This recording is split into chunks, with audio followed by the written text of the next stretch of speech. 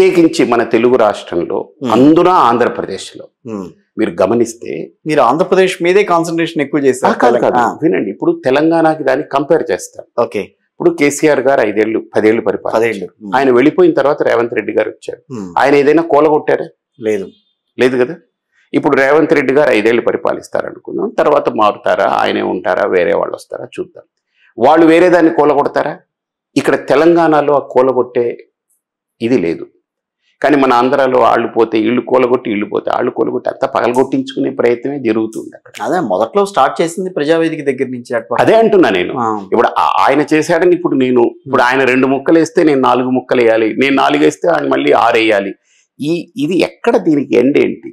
What is the end point for this checking point?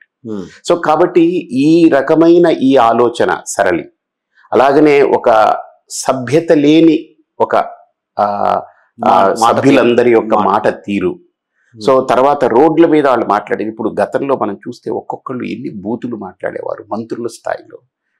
అసలు ఒకటి కాదు, ఆడవాళ్ళని అసలు రచ్చకీడ్చి ఇంట్లో ఉన్నటువంటి ఆడవాళ్ళు, వాళ్ళకి రాజకీయంతో సంబంధం లేదు. ఇప్పుడు ఎగ్జాంపుల్ భువనేశ్వరి గారే ఉన్నారనుకోండి, ఆవిడ ఎవరికి ద్రోహం చేసింది? ఎవరినో ఒక పల్లెత్తు మాట ఆవిడ రోడ్డుకి ఇచ్చారా? ఆవిడ రోడ్డు ఎక్కి మొత్తం నిజం గెలవాలని మొదలెట్టిందా? అంటే ఒక స్త్రీ శాపం ఎంత ఇబ్బందికరంగా ఉంటుందో అర్థమవుతుంది కదా.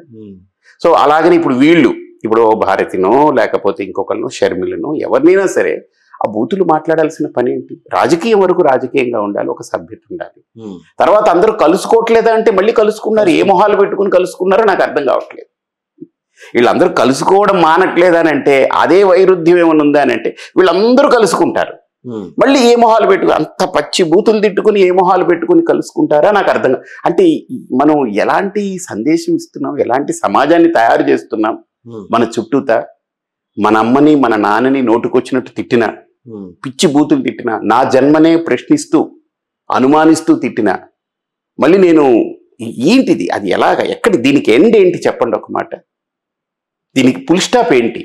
ఇప్పుడు ఇది రెండే ఆంధ్రాకి ప్రత్యామ్నాయం. ఇది పోతే అది, అది పోతే ఇది, ఈడు పగలగొడితే కొట్టించుకోవడం, ఈడు పగలగొడితే కొట్టించుకోవడం, ఈ దొందే తప్ప వేరే ప్రత్యామ్నాయం వద్దా ఆంధ్రాకి? ట్రై చేస్తుంది బీజేపీ, ఎప్పుడు రాలేదు కదా, ఎప్పటి నుంచో ట్రై చేస్తుంది బీజేపీ. సరే బీజేపీ కాకపోతే ఇంకొకటి అండి, బీజేపీ ఇప్పుడు మొన్న జనసేన వచ్చింది కదా. అదేనండి, వేరే ఏదైనా సరే నేను ఆలోచించేది ఆంధ్రాకి ఎవరో ఒకళ్ళ ప్రత్యామ్నాయం కావాలి, ఏదో ఒక మంచి కాకుండా ప్రత్యామ్నాయం వస్తే నేను అభిప్రాయం ఏంటంటే వెదర్ వాళ్ళు గెలిచి ప్రభుత్వంలోకి వచ్చారా లేదా పక్కన పెడితే ఏ పార్టీకైనా సరే ఒక రకమైనటువంటి ఆలోచన మొదలవుతుంది, ఎక్కడో ఒక చెక్ పడుతుంది. లేదంటే ఈసారి నువ్వు నేను నెక్స్ట్ టైం తర్వాత మళ్ళీ నువ్వు ఇదే మొక్క ఇటు తిప్పి ఇటు తిప్పి ఇటు తిప్పి ఇటు తిప్పి పగలగొట్టించుకోవడం, రాళ్ళగొట్టించుకోవడం, తిట్టించుకోవడం, కొట్టించుకోవడం, ఇదే పనులు జరుగుతూ ఉంటుంది ఆంధ్ర. అంతే, ఇంకా అంతకంటే ఏముండదు. అంటే మీరు బీజేపీలోకి అన్యమనస్కంగా వెళ్ళారా, ఇష్టపడి వెళ్ళారా? ఎప్పుడు మీరు పార్టీలోకి వెళ్ళటం, పార్టీ తరఫున పోటీ చేస్తానని మాట్లాడడం, ఇవన్నీ కూడా జరిగిన వ్యవహారాలన్నీ పరిపూర్ణానందంగా ఒకటి చేస్తే అన్యమనస్కంగా ఎప్పుడు చేయను. నేను పూర్తిగా దృఢంగా లోపల దాన్ని పూర్తి స్థాయిలో విశ్వసిస్తేనే నేను దాన్ని దృఢ సంకల్పంతో బీజేపీలో జాయిన్ అయ్యారు అంతే.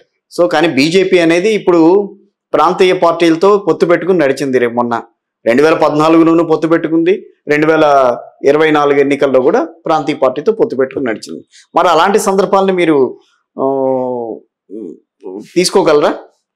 నేను అదే కదా అంటున్నాను. ఇప్పుడు మనకు కొన్ని సందర్భాలని నేను పరిశీలనలోకి తీసుకుంటుంటే, నేను ఆలోచిస్తుంటే అసలు ఏం చెప్పాలి ఈ విషయంలో నాకైతే అర్థం కావట్లేదు.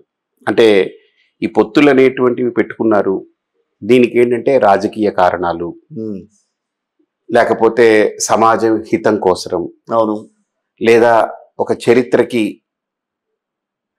కొత్త భాషని రాయడం కోసరం అని మళ్ళీ పాత వాళ్ళు కలుస్తూనే ఉంటారు. కాదండి, ఇప్పుడు 2014 నుంచి 19 వరకు బీజేపీ తెలుగుదేశం కలిసి నడిచింది అంతే. 4.5 ఏళ్ల పాటు కలిసి కాపురం చేశారు. 4.5 ఏళ్ల తర్వాత 19 దాకా వెళ్ళలేదు. అందుకనే 4.5 ఏళ్ళు అది కూడా లేదు, 17 తోటి వెళ్ళిపోయింది. 17లోనే అయిపోయింది. వాళ్ళు విడిపోయారు కదా, 17లోనే రోడ్డు ఎక్కి ధర్మ పోరాట దీక్షలు అవి రకరకాలుగా వాళ్ళు చేశారు. వీళ్ళు తిట్టడం మొదలు పెట్టారు. మళ్ళీ ఇప్పుడు 2019 రాగానే 2024 రాగానే మళ్ళీ కలిసి పోటీ చేద్దాం అని ఆలోచన. అంటే అలాంటి పార్టీలో మీకు ఇంత అనుభవం ఉంది, మీరు ఒక పద్ధతిలో వెళ్తున్నప్పుడు ఆ పార్టీలో జాయిన్ అవ్వాలి, దాని ద్వారా నేను పైకి రావాలన్న ఆలోచన తీసుకోవటం అనేది తప్పేమోనని అనిపిస్తుంది. కరెక్టే, మీలాగనే కొంతమంది నాకు చెప్పారు. కానీ బీజేపీ అనేటువంటిది నేను దాని మూలాలు ఆలోచిస్తే దాన్ని స్థాపన చేసినటువంటి వ్యక్తులు, వాళ్ళ యొక్క సంస్కారాలు, వాళ్ళ యొక్క సంకల్పాలు చాలా గొప్పవి. అది వేరండి. అక్కడ ఇప్పుడు నేను చెప్తున్నా ఒక నిమిషం. సెంట్రల్ పార్టీ గురించి నేను మాట్లాడట్లా, స్టేట్ పార్టీ గురించి. సెంట్రల్, ఇప్పుడు స్టేట్ అన్నా సెంట్రలే కదండి. ఏదైనా బీజేపీ అనేది బీజేపీ దేశవ్యాప్తంగా ఒకటే కదా, ఎక్కడైనా సరే. సో కాబట్టి నా అభిప్రాయం ఏంటనంటే, బీజేపీ అనేటువంటి పార్టీని నేను ఈరోజు ఒక నరేంద్ర మోడీ గారు, లేకపోతే ఒక అమిత్ షా గారు, లేకపోతే అంతకుముందున్న వాజ్పేయి గారు ఈ ముఖ చిత్రాలతోటి మాత్రమే చూడట్లేదు. దాని వెనక ఆర్ఎస్ఎస్ యొక్క దీక్ష ఉంది. ఆఫ్ కోర్స్ దాని వెనక ఆర్ఎస్ఎస్ యొక్క ఒక దీర్ఘ దర్శనం ఉంది, చిన్నది కాదది. అది కరెక్ట్. ఓకే, ఈరోజు బీజేపీ ఈ స్థాయిలో ఉందనంటే ఓవర్ నైట్ వచ్చిన బీజేపీ కాదు ఇది. ఇది 30-35 ఏళ్ళు, 40 ఏళ్ళు అంతకుముందు జనసంఘ, అంతకుముందు ఇంకా దీంట్లో బీజేపీ అనేది ఈ ముఖ చిత్రాలతో మాత్రమే పరిమితమైంది కాదు. వీళ్ళందరూ ఫ్రంట్ లైనర్స్. కానీ దాని పునాది, దానికి 40 ఏళ్ళు అంతకుముందు జనసంఘ, అంతకుముందు రకరకాల పేర్లతో అది దొర్లుతూ దొర్లుతూ దొర్లుతూ ఈరోజు ఈ రకమైన స్థితిని పొందింది. నేను అది చూశాను దాంట్లో. అది ఒక ప్రాంతీయ పార్టీ కాదు, అది ఒక కులంతో ముడిపడినటువంటి ఒక భావజాలంతో ఉన్నది.